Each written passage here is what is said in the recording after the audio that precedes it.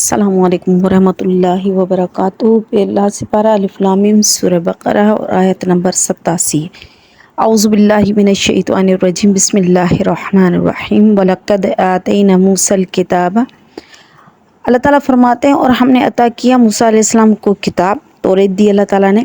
وَقَفَّيْنَا مِن بَعْدِهِ بِالرُّسُلِ، اور اس کے بعد پے در پہ ایک دوسرے کے پیچھے یعنی ہم رسول بھیجتے رہے۔ وَآتَيْنَا عِیسیٰ ابْنَ مَرْیَمَ الْبَیِّنَاتِ، اور ہم نے عیسیٰ مریم کے بیٹے کو نشانیاں دی۔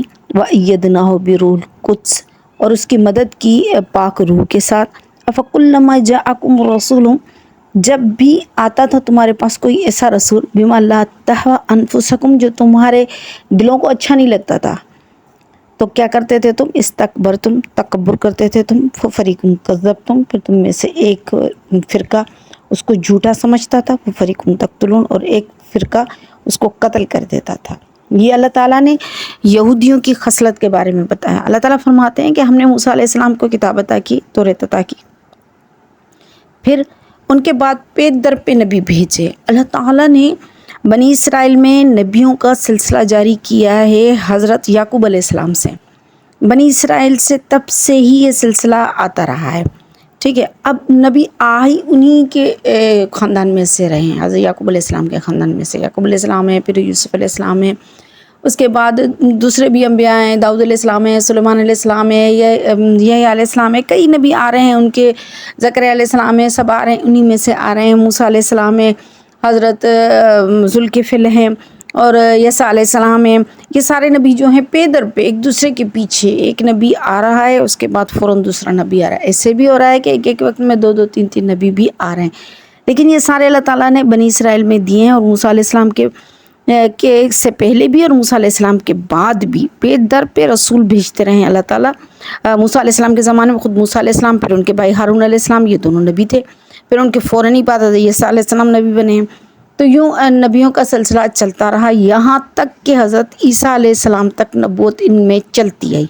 پھر حضرت عیسیٰ علیہ السلام کو اللہ تعالیٰ فرماتے ہیں کہ میں نے ان کو بھیجا، اس کو میں نے بھیجا بینات، واضح نشانیوں کے ساتھ۔ معجزے اللہ تعالیٰ نے ہر نبیوں کو دیے ہیں، جیسے کہ اللہ تعالیٰ کا ایک طریقہ رہا ہے، ایک سنت رہی ہے۔ اللہ تعالیٰ نے ہر نبی کو معجزے دیے۔ موسیٰ علیہ السلام کے پاس بھی معجزے تھے، اسی طرح عیسیٰ علیہ السلام کے پاس بھی معجزے تھے۔ عیسیٰ علیہ السلام کے معجزے کون سے تھے؟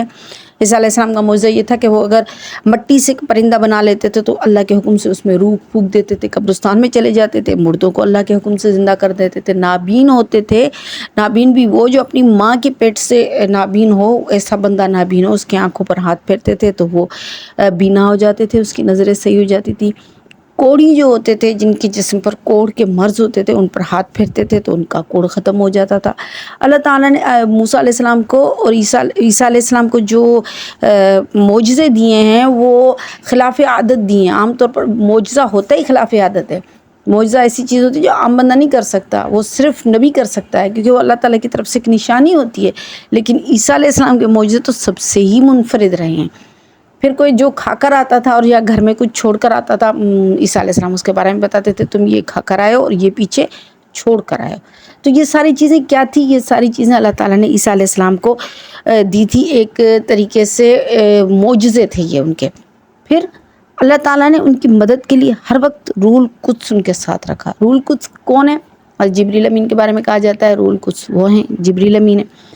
بعض کہتے ہیں روح القدس کوئی فرشتہ ہے جو اللہ تعالیٰ نے خصوصاً ان کے ساتھ رکھا تھا، لیکن روح القدس جمہور کا قول یہی ہے کہ حضرت جبریل امین ہے۔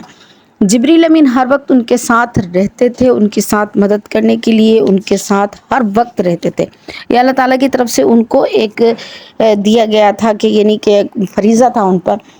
ویسے تو حضرت جبریل علیہ السلام کا فریضہ یہ ہے کہ نبیوں تک پیغام پہنچانا، وحی لے کر آنا، لیکن حضرت عیسیٰ علیہ السلام کے ساتھ ان کی نہ صرف وحی کا تعلق تھا بلکہ ساتھ کا تعلق تھا، ان کے ساتھ رہے وہ، انہوں نے ہر جگہ ان کی مدد کی ہے۔